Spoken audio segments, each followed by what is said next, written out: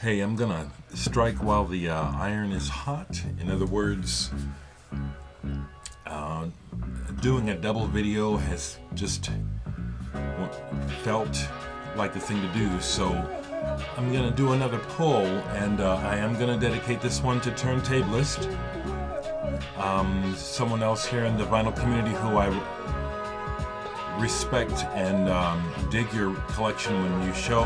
I don't know if I've caught your latest video. I have some catching up to do, you know. I'm temperamental. Like that. I just am, you know, hot and cold, you know. And can't force it, you know, so. But Turntablist, you know, you were mentioning, you know, down over by the speakers, so we can do that. And I'm listening to one of my favorite records, Back to the World, Curtis Mayfield. And speaking of, you know, my personal history, looking back, you know, on some artists who have been important to me beyond their music, kind of like as role models, as people who seem to have some kind of personal integrity or something that I can learn from. Curtis Mayfield is someone that early on resonated with me, and sure enough, we lost him much too soon, you know.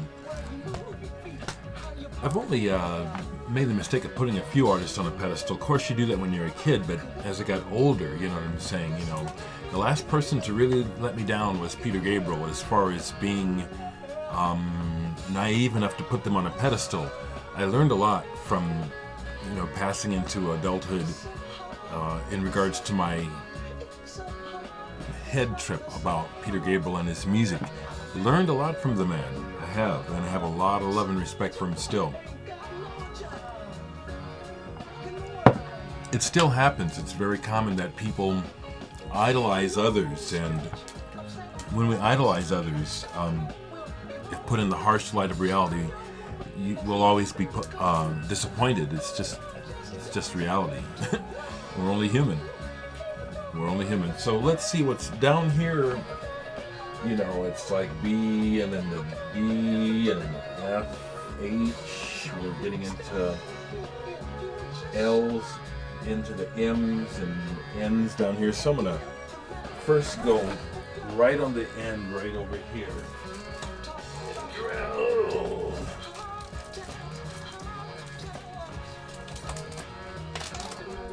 Grab a bunch here. You know, depending on what's going on, these obscure corners have their places in the sun as things move, you know, so what do we have here? I'm going to turn this down a little bit. Yeah, Curtis Mayfield, giant of a musician. Leo Kottke, again, on Tacoma, master guitarist. Haven't played this in a while. Yeah, let me just do it like this. That way there'll be, yeah. Takahisa Kosugi. I have to put my glasses on. I can hardly read it. Eastern Wave, or Catch Wave, yeah.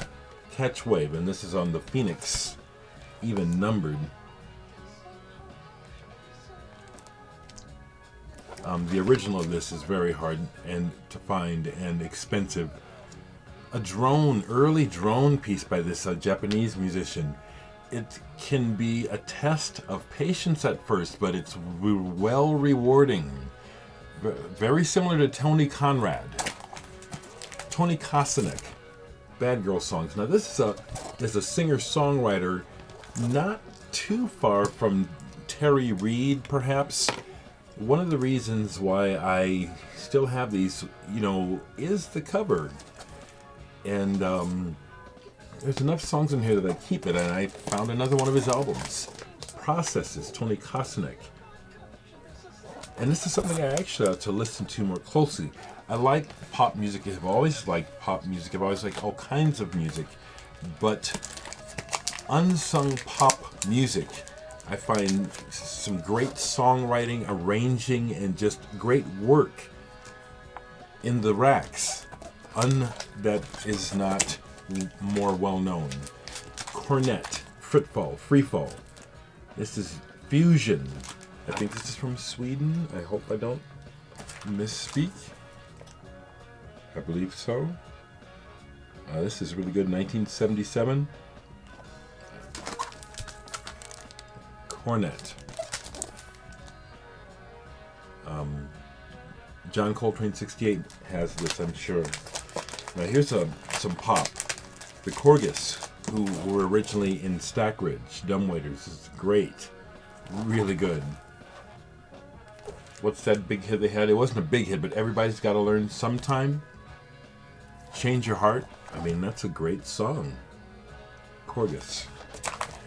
Here's one that I found very cheaply, and I still need to really absorb it, from the church, Peter Kopp's Man, Child, and Myth.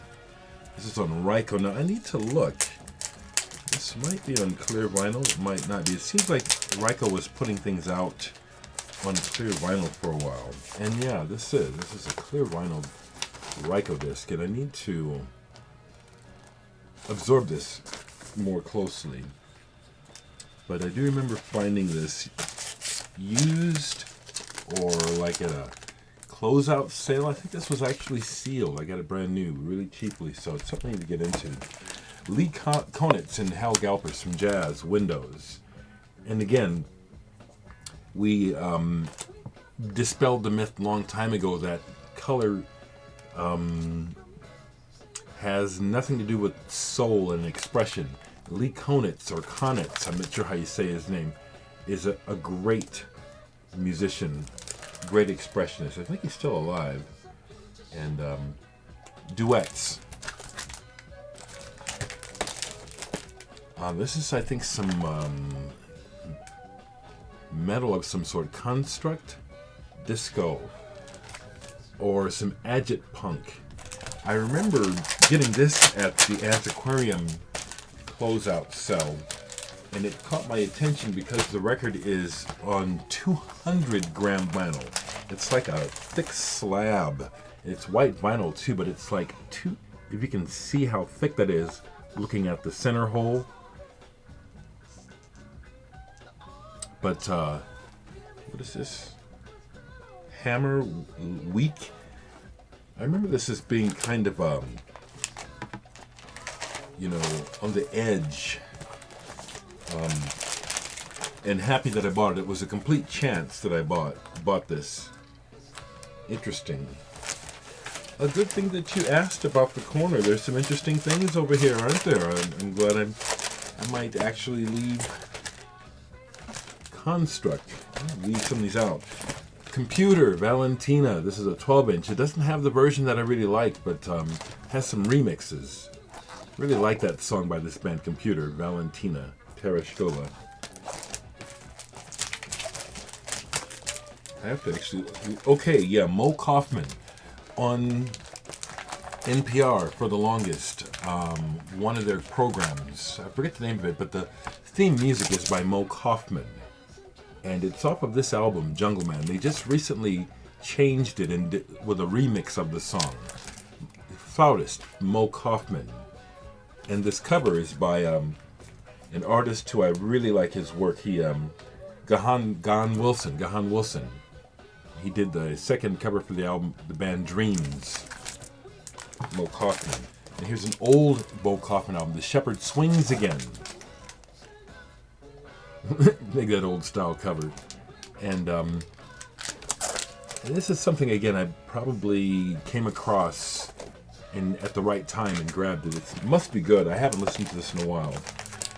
Something on ECM here. This is Hans Koch Schutz Capelli, Acceleration.